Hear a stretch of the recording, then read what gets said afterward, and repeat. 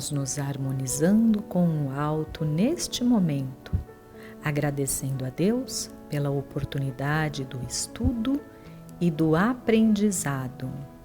E amparados e sintonizados com o plano maior, abramos o nosso coração para recebermos os ensinamentos da aula de hoje, a fim de aplicá-los em nós mesmos. Que assim seja, graças a Deus.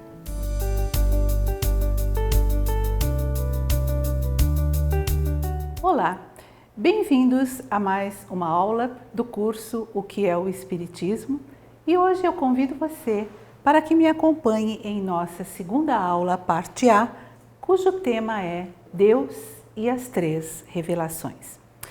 E no início desta aula, eu gostaria de tecer algumas considerações que nos serão importantes para que nós possamos compreender por que as três revelações nos trazem concepções diferenciadas de Deus, embora todas elas provenham de uma única fonte. Não nos esqueçamos nunca que toda revelação é de origem divina e tenha um compromisso com a verdade.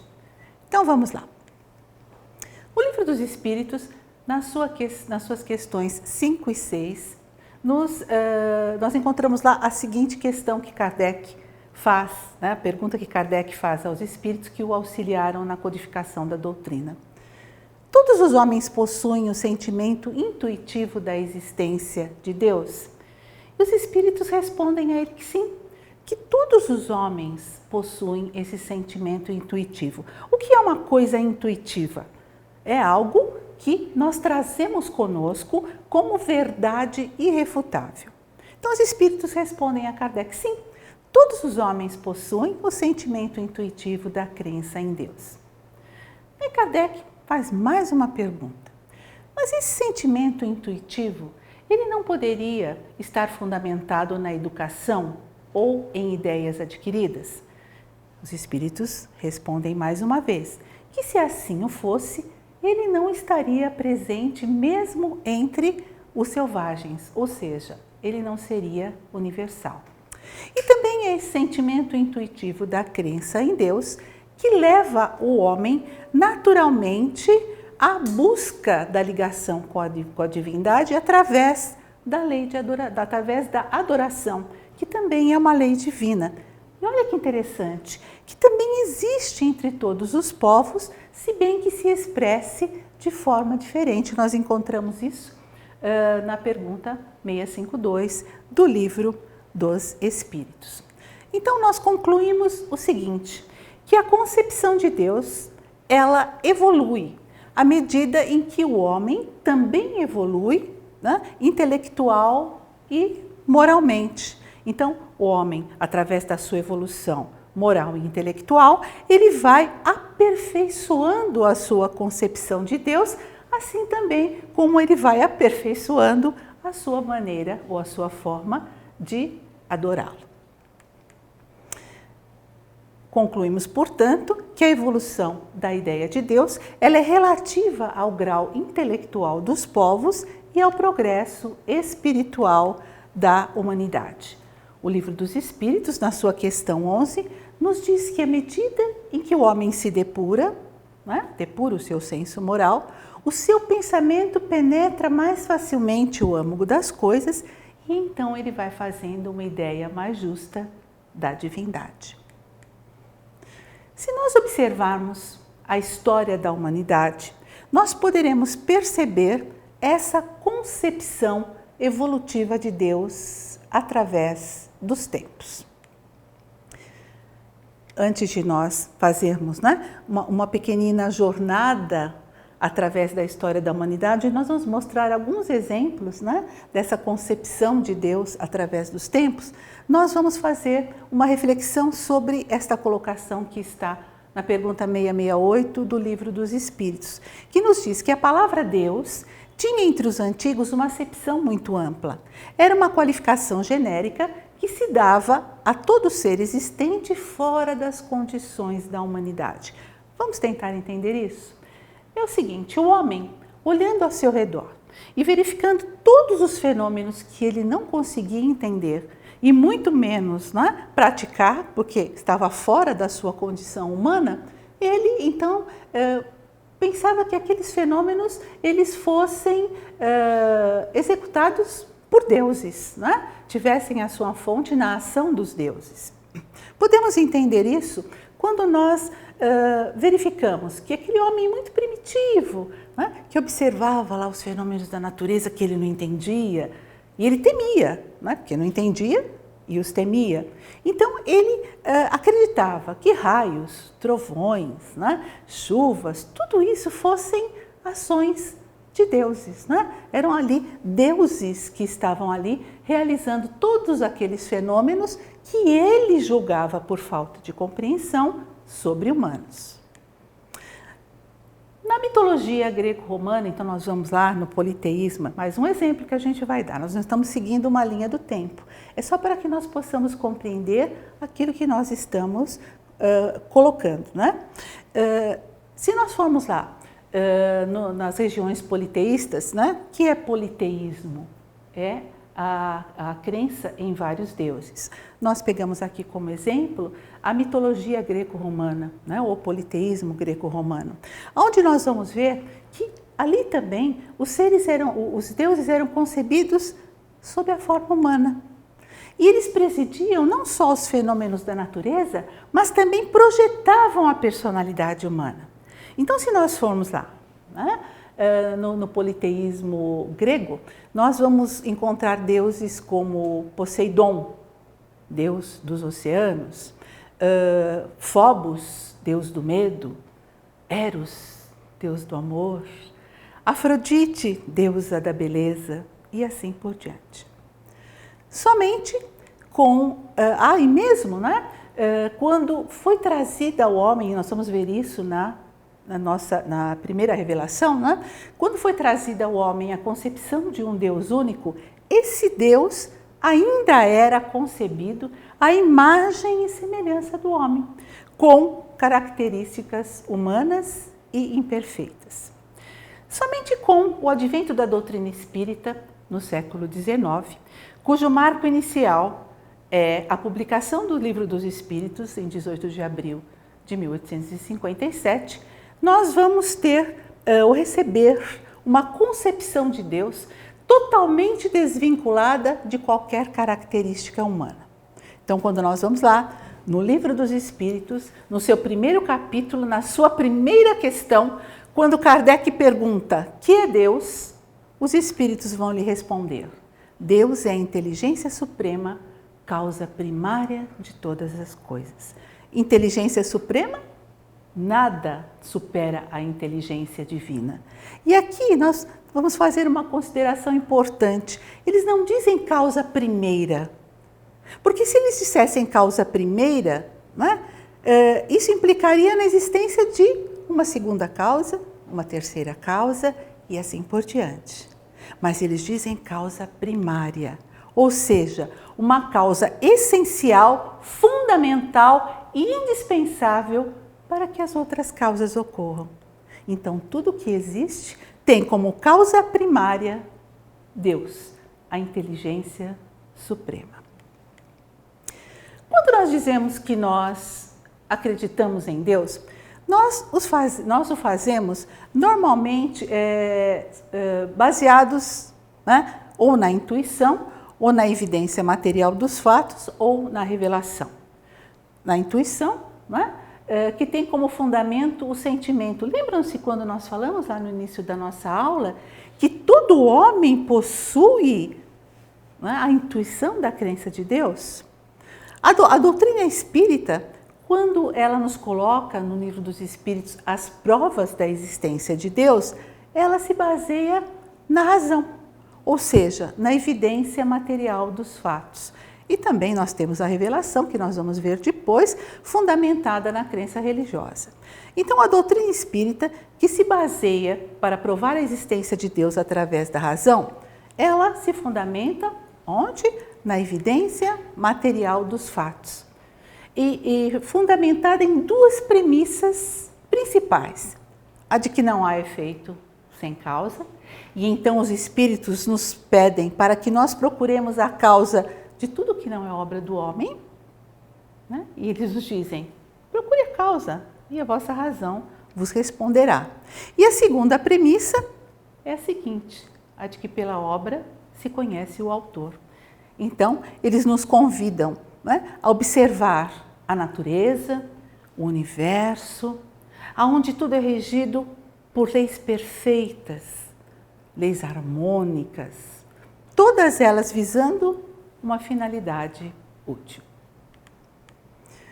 Nós falamos lá de 3 fundamentos, o terceiro é a revelação. A revelação fundamentada na fé religiosa. Mas antes que nós falemos da revelação, vamos entender o que significa revelação. Revelação, né? A palavra revelar vem do latim, que significa sair de sob o véu, dar a conhecer uma coisa secreta ou desconhecida. Quando nós falamos em revelação religiosa, nós estamos falando das verdades espirituais que o homem não tem condições de acessar pela sua inteligência ou pela sua sensibilidade espiritual, mas que são verdades necessárias para o progresso humano.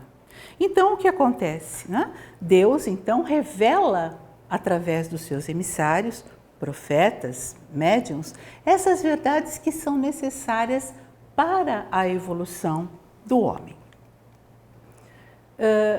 Deus revelou ao homem as suas leis paulatinamente e a humanidade reconhece como sendo 3 as revelações que chegaram ao homem, trazendo-nos então a revelação das leis divinas. Essas revelações foram sempre adequadas ao grau de evolução do povo ao qual ela se destinava, à época e ao local também, né? Ao qual essa revelação deveria ser dirigida. Nós temos como 3 revelações, né? A doutrina espírita assim nos informa. Nós temos a primeira revelação, personificada em Moisés, a segunda revelação, personificada em Jesus, e a terceira, nós temos a doutrina espírita. A primeira revelação, né, nos foi trazida por Moisés, mais ou menos a 1300 a.C., tinha como caráter principal a justiça divina. Moisés trouxe-nos a concepção de um Deus único. Recebeu de Deus os 10 mandamentos, um código de conduta moral adaptado ou capaz de impressionar o povo daquela época, que ainda tinha, né, uma noção de justiça muito rudimentar e um senso moral pouco desenvolvido. Então, como foi, né, como era o Deus que Moisés nos apresentou? Então, era um Deus todo-poderoso, um Deus Senhor dos exércitos, né? Um Deus que julgava, um Deus que punia, um Deus que não tinha misericórdia, né? Um Deus que, na verdade, ele representava, né? Projetava em si todas as características do povo da época. Somente um Deus apresentado dessa forma poderia ser entendido e aceito por um povo que, da condição evolutiva da época de Moisés, né? A segunda revelação nos foi trazida por Jesus.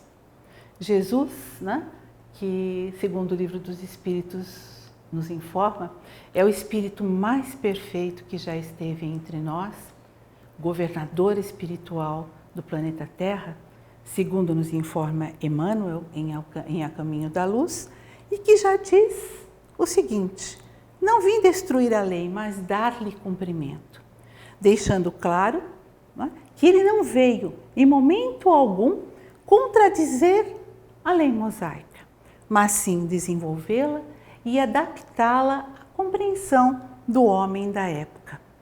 O caráter principal da segunda revelação, o amor. Jesus veio nos mostrar que apenas através do amor o homem pode redimir-se. Veio nos mostrar que o amor é o único caminho que nós devemos trilhar para que nós possamos alcançar essa perfeição relativa que todos nós alcançaremos um dia.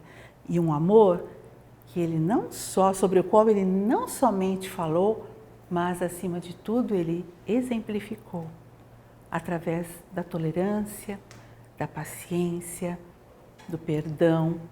Ele auxiliava a todos que necessitavam dele da mesma maneira. Então Jesus veio nos revelar a importância do amor para a redenção da humanidade. E veio nos mostrar um Deus a quem ele chamou de Pai. E no momento em que ele chamou Deus de Pai e a nós de irmãos, ele estendeu a paternidade divina para toda a humanidade.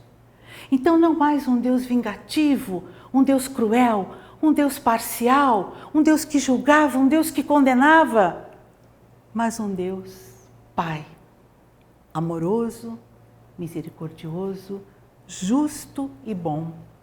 Não mais um juiz implacável, mas aquele que concede a cada um segundo as suas obras. Um ser superior, sem as paixões humanas. Aí nós chegamos à terceira revelação, a doutrina espírita, cujo caráter principal é a verdade que consola. A doutrina espírita, então, resgata o cristianismo em toda a sua pureza, relembra, esclarece e desenvolve tudo aquilo que Jesus não pôde dizer a seu tempo, porque não seria compreendido. E mais uma vez, adaptou todos esses ensinamentos ao grau de adiantamento do homem da época. Quando nós falamos que a doutrina espírita é a verdade consoladora, nós nos questionamos por quê? Porque ela nos mostra quem somos, de onde viemos. Ela nos afirma que somos todos espíritos imortais. Tivemos um começo, não teremos fim, e que todos temos como destinação, como já foi dito, alcançarmos a perfeição relativa. E dizemos relativa porque essa perfeição ela diz respeito à criatura, porque só Deus é absolutamente perfeito. E ela mostra principalmente qual é a nossa destinação, qual é a finalidade das nossas vidas. Por que estamos aqui? Estamos aqui para que possamos, através das experiências que a vida material nos fornece, possamos crescer intelectual e moralmente.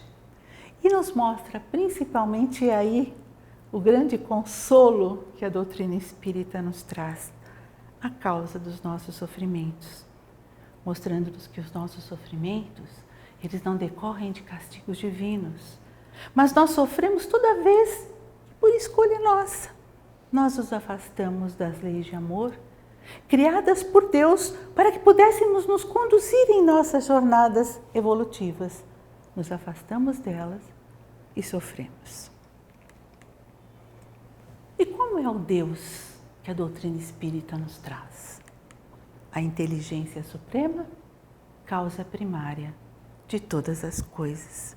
Um Deus que se revela através de suas leis perfeitas e imutáveis.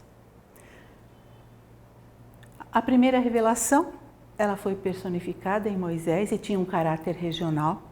A segunda revelação, personificada em Jesus, também com um caráter regional. Já a terceira revelação, a doutrina espírita, tem um caráter coletivo, fruto da manifestação de vários espíritos. Isso porque, e isso nós encontramos lá no Evangelho segundo o Espiritismo, na sua introdução, item 2, que Deus quis que a verdade, que as verdades que a doutrina espírita nos traria, elas fossem levadas a todos sem exceção e de uma forma mais rápida. Portanto, esse caráter coletivo e diferenciado das outras duas revelações. Aí nós nos perguntamos, nós podemos conhecer a natureza íntima de Deus? E os Espíritos nos dizem, né, que somente quando nós atingirmos a perfeição, nós poderemos perceber Deus em todo o seu esplendor. E olha que maravilha! Essa passagem do Livro dos Espíritos nos remete àquela frase de Jesus, quando ele diz, eu e o Pai somos um. Então, todos nós um dia, nós, através, né, do alcance dessa perfeição relativa a que todos nos destinamos, nós poderemos perceber Deus, sentir Deus em nós, em todo o seu esplendor e em toda a sua grandeza. Mas nos diz o Livro dos Espíritos que, embora nós não possamos ainda conhecer ou acessar a natureza íntima de Deus, nós podemos fazer ideia de algumas das suas perfeições. Perfeições essas, segundo nos diz o Livro dos Espíritos, elas devem estar em grau infinito. E se assim não fosse, Deus não seria Deus. Então nós temos como atributos divinos. E o que são atributos? Atributo é aquilo que pertence a uma determinada pessoa, né? Os atributos, eles são próprios de um determinado indivíduo. Então, os atributos de Deus, né, segundo a doutrina espírita nos coloca, Deus é onipotente, eterno, imaterial, único e imutável. E soberanamente justo e bom. Aí Kardec pergunta aos espíritos novamente, mas através de todas as colocações, né, que nós fizemos anteriormente, Deus é onipotente, Deus é imaterial, nós podemos ter uma ideia completa dos seus atributos? Os espíritos respondem que do nosso ponto de vista, sim, porque nós ainda não podemos conceber uma inteligência acima de todas as inteligências, né? E a nossa linguagem, né, que é ainda restrita às nossas ideias e sensações, não tem condições de exprimir muitas vezes aquilo que eles querem nos dizer. No final deste capítulo sobre Deus, né, primeiro capítulo do Livro dos Espíritos, os Espíritos nos dão dois grandes conselhos. Isso na questão de número 14, que encerra o capítulo. Eles nos dizem o seguinte, que o que nós temos por hora, né, de ter como essencial e certo em nossas vidas, é a crença de que Deus existe. E eles dizem, olha, disso vocês não podem duvidar. E dizem ainda, crede-me, não vades além, porque senão vocês vão entrar em um labirinto do qual vocês não vão conseguir sair. E um outro conselho, né? Que ao invés de nós ficarmos ali tentando acessar informações a respeito de Deus, que nós ainda não temos condições evolutivas de entender, ele diz, ó, vamos estudar as nossas próprias imperfeições, que é mais útil do que tentar penetrar o impenetrável. Mas vejamos bem, penetrar o impenetrável agora, na nossa atual condição evolutiva, porque o Livro dos Espíritos nos diz que, não é, o véu se ergue na medida em que o espírito se depura. Então, na medida em que nós vamos evoluindo e nos depuramos espiritualmente, nós vamos acessando, né, determinadas informações que atualmente ainda nos são interditas. O que nos resta por hora é a urgência de fazer com que Deus exista dentro dos nossos corações. E vamos pensar um pouco. O que adianta nós ficarmos teorizando sobre Deus? Aliás, é muito válido, né? Nós estamos aqui para conhecer, para ampliar conhecimentos, né? Para buscar cada vez mais explicações para aquilo que nós ainda não compreendemos. Mas o que adianta um Deus fora de nós? Uma concepção apenas de Deus, uma concepção teórica. Nós temos, né, que fazer com que Deus exista dentro dos nossos corações, refletindo-se em nossas atitudes, em nossos pensamentos e em nossas palavras. E aqui eles nos estão convidando a nossa tão conhecida reforma íntima, né? Sem a qual nós realmente não conseguiremos evoluir em moral para que nós possamos encontrar a felicidade que nós tanto procuramos. Nós dizemos tanto às vezes, eu sou infeliz, né? Esse mundo não me traz felicidade. Mas isso tudo ocorre porque nós nos distanciamos das leis divinas.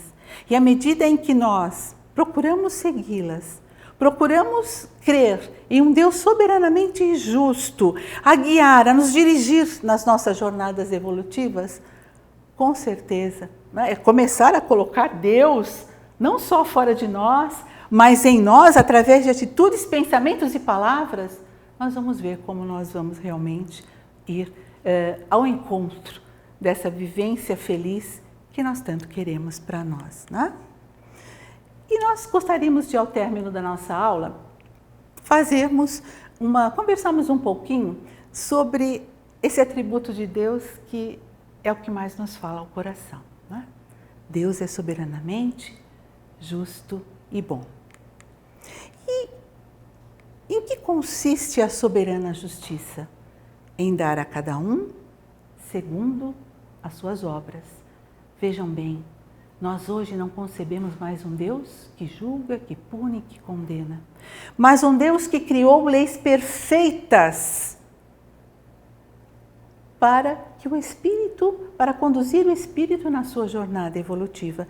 E uma delas a lei de causa e efeito, né?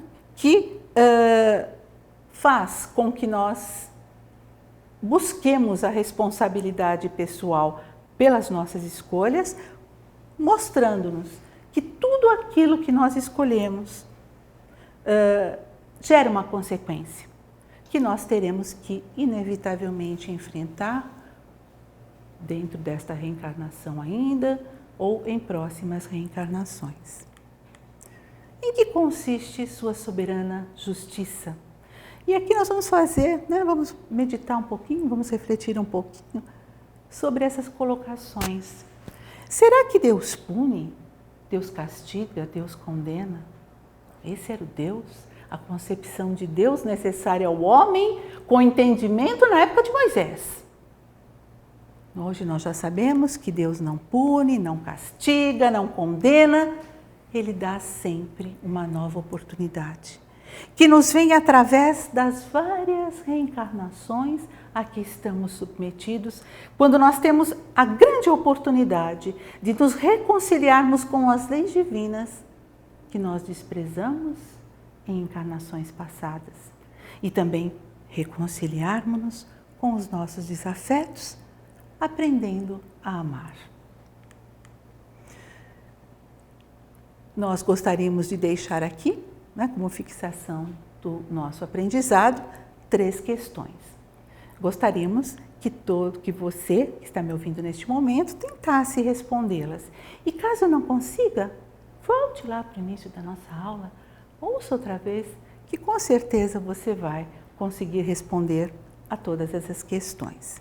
Deixamos também uma bibliografia, que foi usada na nossa aula, para que nós possamos consultar posteriormente ou ainda ampliar os nossos conhecimentos. E como reflexão final, nós gostaríamos de trazer a você que me ouve essa frase: somos todos filhos de Deus que estamos através de caminhos diferentes, voltando para casa. Essa frase simboliza bem toda a nossa jornada, todas as nossas jornadas reencarnatórias, principalmente esta que nós estamos vivenciando neste momento. Então nós estamos aqui, espíritos encarnados no mundo material, para que através dos desafios da vida, das experiências que nos são, pelas quais nós tenhamos que passar, nós possamos evoluir. E nós estamos todos a caminho de casa, porque um dia nós partiremos daqui, nós desencarnaremos e voltaremos à nossa verdadeira pátria, que é a pátria espiritual. E nós gostaríamos de deixar aqui a seguinte reflexão, que embora, né, o caminho que nós estejamos trilhando nesta atual reencarnação seja um caminho difícil, seja repleto ele de desafios, traga-nos alguns sofrimentos, e isso é natural, não é? Que nós nunca nos sintamos desamparados por Deus.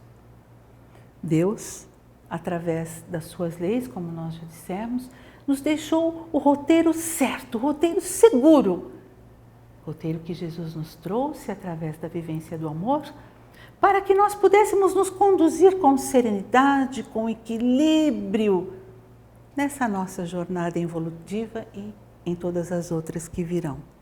E jamais nos esqueçamos que o seu amor também se faz presente em nossas vidas. Basta que nós abramos para Ele, para Deus, né, os nossos corações e deixemos que Ele atue em nós, atue sobre os nossos desafios da vida e, confiantes, nós sigamos em frente, na certeza de que somos espíritos imortais, criaturas divinas, em aprendizado ainda, né? Mas que com certeza nós, tendo, né, as leis divinas como guia e o amor de Jesus em nossas vidas, conseguiremos sair deste grande desafio que se chama vida com sucesso e com paz em nossos corações. E aqui então nós deixamos o nosso abraço, agradecendo a você que teve a paciência e o carinho de me ouvir, aguardando você em uma próxima oportunidade.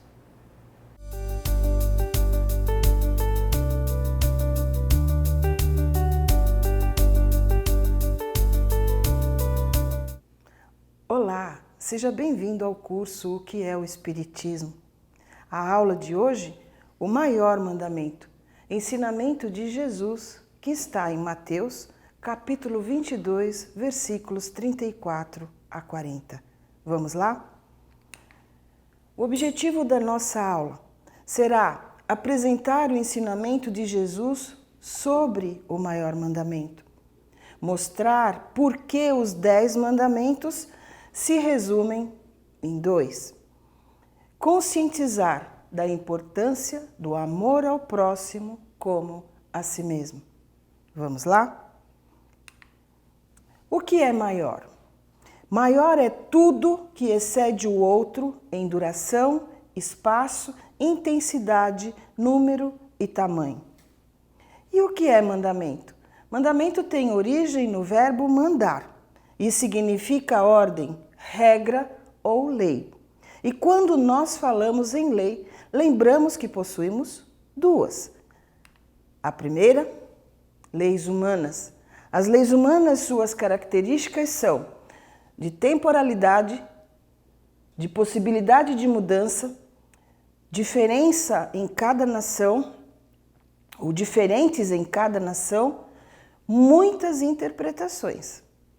Já as características das leis divinas, sua eternidade, sua perfeição, sua imutabilidade, igualdade para todos, em qualquer lugar, em qualquer canto, em qualquer espaço, em qualquer nação.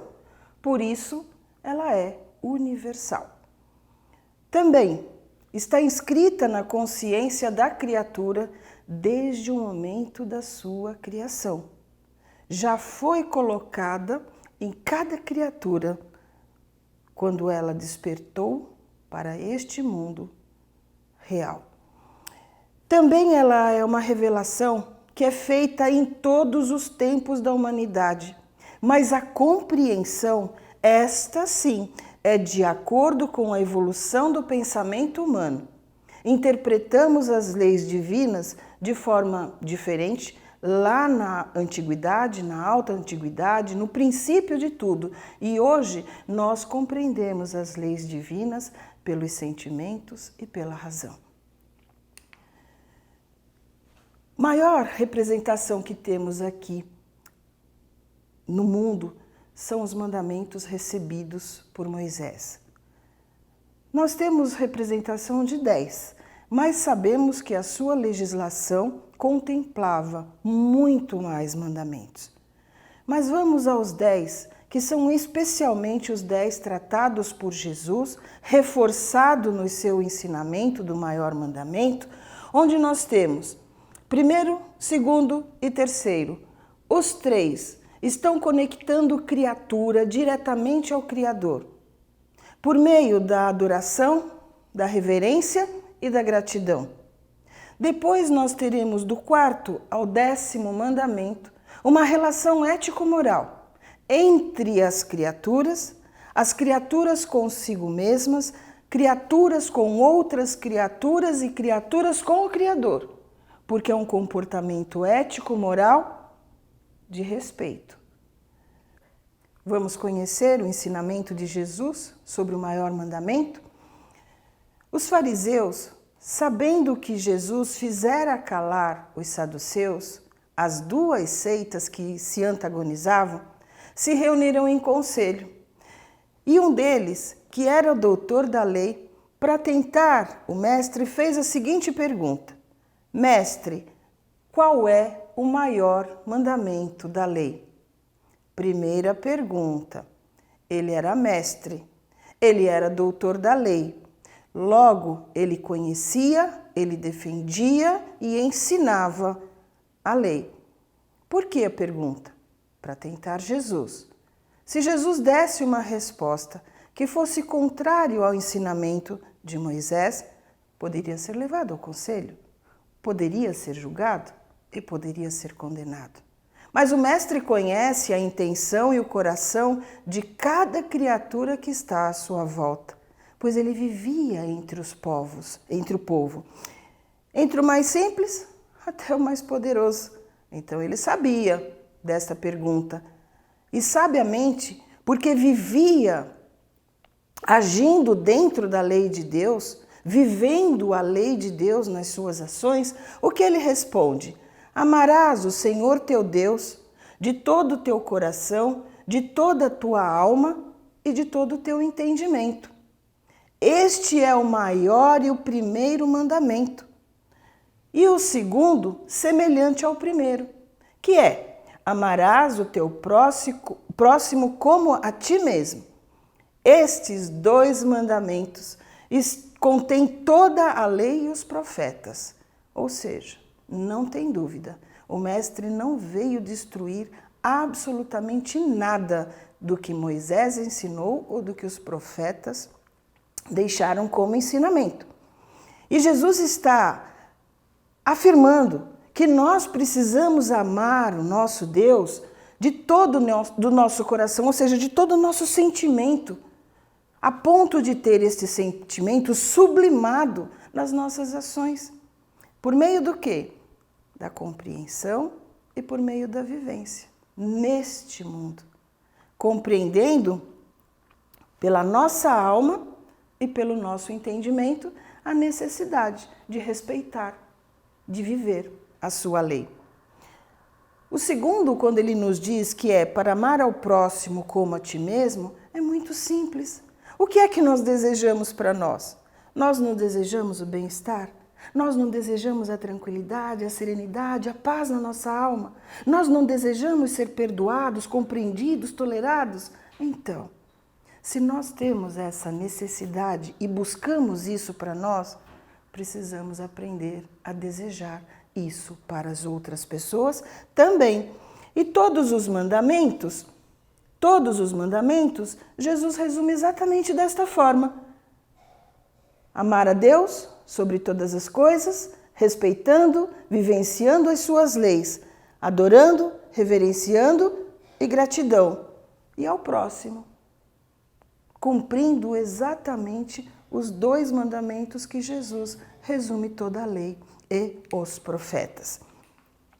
Por que Jesus coloca a síntese no amor como medida das nossas relações? Por que Jesus orienta que nós precisamos aprender a amar? Por que Jesus está trazendo esta necessidade de colocarmos o amor nas nossas relações. O Mestre está dizendo, primeiro, que nós precisamos aprender a nos amar. E como é que nós aprendemos a nos amar? Existe algum escrito? Existe algum manual de aprendizado? Existe alguma orientação maior que seja catalogado? Como é que se faz para vivenciar o amor? O nosso Mestre nos disse. Hoje nós temos alguns indícios para caminhar na construção deste amor. Por quê? O amor a si mesmo é uma construção íntima, é uma construção interior, é um processo de evolução, onde nós, no começo, podemos gostar de coisas, gostar de pessoas, gostar de situações. Mas quando nós aprendemos a amar, nós teremos a certeza e a divisão que nós amamos pessoas, coisas nós gostamos. E isso é construção diária. De que forma? Alguns indícios, porque não se fecha aqui. Nós estamos aqui trazendo algumas possibilidades. Aceitação. Como é que nós somos? Nos aceitamos como somos, nosso corpo físico, nossas emoções, nosso pensamento. Como é que nós nos aceitamos? Estamos sofrendo por algo que não temos ou por algo que temos em excesso? Como é que está este sentimento em relação a si próprio? Pacientes conosco, respeitar os nossos limites, respeitar os limites e o tempo para conseguir ou atingir metas. Não colocar pensamentos antecipados na nossa mente, trazendo sofrimento antecipado antes da realização. Também precisamos aceitar e saber que nós não somos perfeitos, mas que nós podemos e devemos, precisamos aprender, melhorar sempre para termos uma vida melhor. Também que nós precisamos aprender a perdoar as nossas fraquezas e as nossas falhas. Quantas vezes passamos a nossa vida inteira trazendo sentimentos de mágoa, de rancor, de tristeza em relação a algo que aconteceu há tanto tempo. Sabe o que acontece? Adoecemos o corpo e adoecemos. Adoecemos a nossa alma e adoecemos o nosso corpo. Precisa disso? Lógico que não. Também a nossa autoestima. Essa precisa ser sempre bem elevada, porque a autoestima é como você está se enxergando, como eu me enxergo. Preciso me enxergar sempre bem, sempre motivada à realização, à superação. As dificuldades irão surgir? Sim, mas nós precisamos sempre estar na posição de errou, falhou, recomeça. E isso precisa estar com a autoestima muito elevada, porque senão nós nos deixamos abater. Quais as palavras que usamos para nos definir? Precisam ser palavras sempre muito positivas. Palavras negativas nós gravamos como verdade. E às vezes achamos que somos algo porque falamos desta forma conosco e deixamos isso. Como que se uma atitude negativa vai tirando as nossas, ou vão tirando as nossas perspectivas, o nosso jeito de nos enxergar melhor. Precisamos também cuidar dos nossos relacionamentos, como eles nos afetam. Eles não podem transtornar a nossa alma, não podem incomodar a tal ponto que nos leve ao sofrimento, que nos leve à tristeza, que nos leve à angústia, a uma aflição. Se for assim, queridos irmãos, nós precisamos rever os conceitos do que são bons relacionamentos.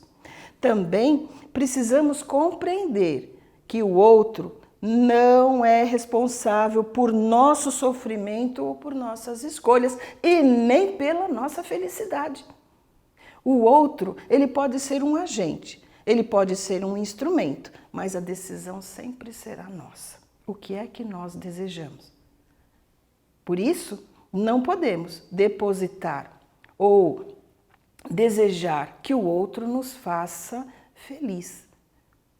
Compreenderam como nós podemos modificar o nosso comportamento íntimo quando nós estivermos nessa condição de compreensão, de auto-amor, de vivência do amor pleno em nós? Nós estamos a caminho agora de compreender que o amor ao próximo também é uma construção diária e que ele não está desvinculado desta busca pelo nosso amor, por este auto-amor. Por quê? Porque é uma relação. Nós estamos aqui neste mundo nos relacionando diariamente com a nossa família, com os nossos amigos no trabalho, na rua, quando nós estamos no trânsito, quando nós estamos no mercado, no shopping, quando nós estamos na escola, no coletivo. Como que é a nossa relação? Como que é o nosso jeito de tratar o outro? Porque construir o amor pelo próximo depende da nossa forma com que nós agimos em relação a eles. Portanto, precisamos desejar ao outro o que queremos para nós. Desejamos equilíbrio, tranquilidade, serenidade, pacificação, harmonia. Desejamos tudo de bom para nós? Precisamos desejar ao outro também. Reconhecer que da mesma forma que somos ou temos as nossas limitações, desejos, vontade, que nós queremos que nos aceitem, perdão, sentimento, carência, tudo isso o outro também precisa ter o reconhecimento e nós precisamos tratá-lo como gostaríamos que nos tratassem. Sermos indulgentes e tolerantes, cada vez mais necessário neste mundo onde nós estamos vivendo numa diversidade gigantesca.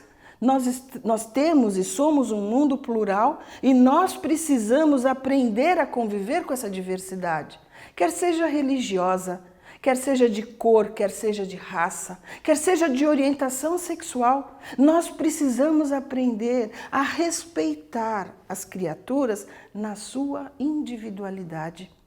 Também precisamos aprender a ter empatia, se colocar no lugar do outro. Quando emitimos palavras, às vezes bastante amargas, perversas, ruins, precisamos nos colocar no lugar do outro. Como é que o outro está sentindo pelo que ele está ouvindo de mim? E perdoar as fraquezas do outro do mesmo modo que nós o fazemos conosco. Não pedimos perdão às nossas ofensas? Que nós perdoaremos aqueles que nos ofenderem? Então, está aqui essa possibilidade de aprendermos a exercitar o perdão entre as criaturas. Sendo assim, já conhecemos algumas orientações sobre o amor a si mesmo. Já sabemos também algumas orientações sobre o amor ao próximo. E o amor ao Criador? Simples, é a vivência de suas leis nas nossas vidas. E vivenciar as suas leis é ter a certeza que o amor somente será completo e a lei divina cumprida se também e igualmente amarmos o nosso próximo como a nós mesmos. E aí perguntamos qual é o melhor caminho para essa evolução, porque estamos aqui com esse objetivo. Somos espíritos encarnados, trouxemos na nossa bagagem um planejamento reencarnatório. Nesse planejamento reencarnatório estavam ali situações, circunstâncias, pessoas com as quais nós ou passaríamos ou conviveríamos. Não lembramos. Para que nós, nessa não lembrança, reeditássemos nestas relações a busca pela vivência do amor. Amar com Jesus e em Jesus, este é o caminho para a nossa evolução. Amar com Jesus é compreender os seus ensinamentos. Compreendemos? Aceitamos? Agora nós precisamos praticar. De que jeito? A lei de Deus, que ele resume em 2 mandamentos. Vivenciar os seus ensinamentos fazendo da caridade. o caminho para a nossa transformação moral. Por quê? Caridade vem de caritas, alto valor, alto apreço, ou seja, nós reconhecemos no outro o valor que ele tem. E nós faremos ou daremos o nosso melhor para que essa criatura seja acolhida, seja amparada, seja ouvida. Receba de nós o nosso melhor, da mesma forma como Cristo fez conosco, não selecionando pessoas em absoluto, para quem ele daria um sorriso, uma orientação, um abraço, um ensino. Por isso, viver na caridade com Jesus é uma necessidade nossa, porque amar com Jesus é vivência na caridade e expressa o dever de cada criatura. Também que na prática esse amar ao próximo como a ti mesmo é um minucioso exame de consciência. E neste exame de consciência nós vamos nos perguntar: será que estamos tratando as outras pessoas como nós gostamos de ser tratados? Por isso, caminhar com Jesus é uma tarefa bastante difícil, mas necessária, para que as nossas relações sejam definitivamente pautadas no amor. E o amor com Jesus é ter a certeza, né, que o amor ao próximo é a única ponte que liga a criatura ao Criador. É a única forma onde nós podemos exercitar perdão, tolerância, indulgência, paciência, o não julgamento. Ou seja, só podemos fazer isso se tivermos e contemplarmos a existência do outro. Porque se nós vivêssemos sozinhos, solitários, nós não teríamos essa oportunidade. Grande oportunidade de crescimento e transformação moral. Precisamos ter a certeza que com Jesus nós chegamos ao conceito de religião universal, que o amor é a religião universal. Pelo amor ensinado, a forma como Jesus ensinou, esta lei do amor sendo vivenciada entre as criaturas, nós chegaremos a essa conclusão aqui, como essa imagem nos propõe. Nós precisamos juntar as duas partes deste espaço, deste relevo. Nós precisamos juntar. Como é que nós fazemos isso? Somente nos unindo. Nos unindo de que forma? Pela vontade, pelo desejo, pelo amor. Por quê? Quando aprender a amar, eu vou tentar sim me aproximar do outro, compreendendo o outro nas suas limitações. E juntos nós podemos nos dirigir e devemos nos dirigir ao Criador. De que forma?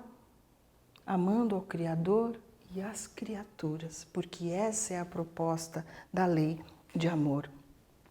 Aprender com Jesus a conviver com todas as pessoas à nossa volta, independente das aparências, independente da sua origem, independente do poder social, independente do poder econômico que ela possua, independente da intelectualidade, da sabedoria que ela possua.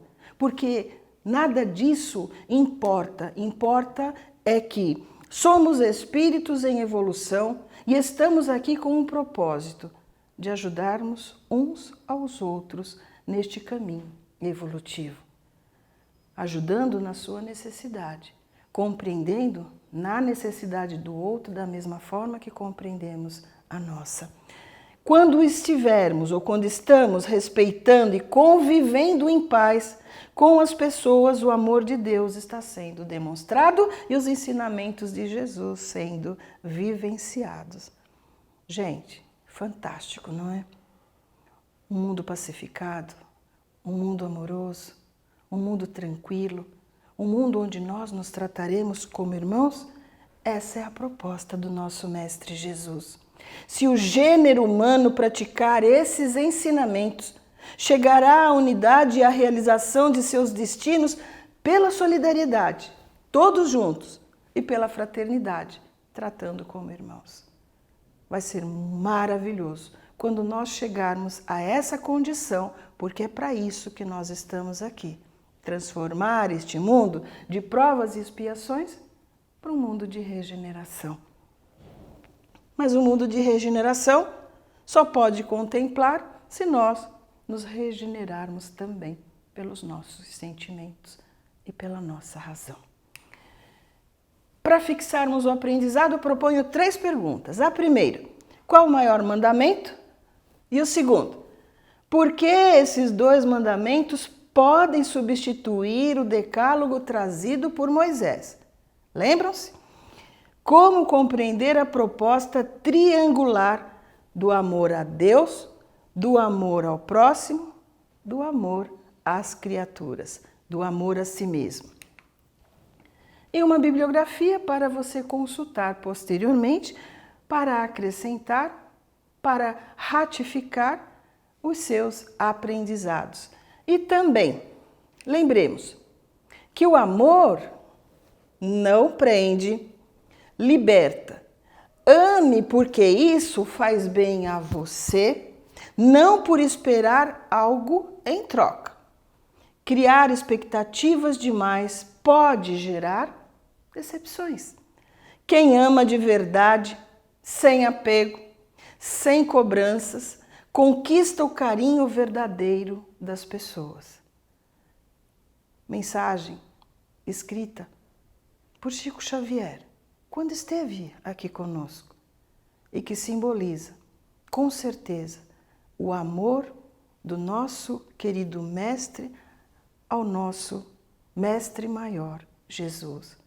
Chico, entre nós, foi o que mais exemplificou o nosso Mestre Jesus. E para encerrar, lembremos, o amor não pode ser somente uma palavra. O amor não pode ser somente aparência. O amor é sentimento e vivência. O amor é vivência dos ensinos do Cristo nas nossas ações. E estes ensinamentos conduzindo a cada um de nós à plenitude do amor criador. Que o Mestre Jesus seja o nosso grande companheiro, o nosso grande orientador e educador das nossas ações aqui no mundo. Se compreendermos os ensinamentos de Jesus, com certeza nós lutaremos contra os inimigos íntimos para superarmos qualquer situação onde o outro seja contemplado a ter uma vivência conosco nesta vida. Compreenderemos o outro na sua dimensão, sem querer colocar as nossas verdades como verdade do outro, mas ambos buscando conhecer a verdade ensinada por Jesus e que nos conduz ao Criador. Queria agradecer a você pela oportunidade de ter me ouvido até este momento e convidá-lo para um próximo encontro, num outro momento. Um grande abraço, que Jesus abençoe a nossa caminhada e nos envolva de amor hoje e sempre.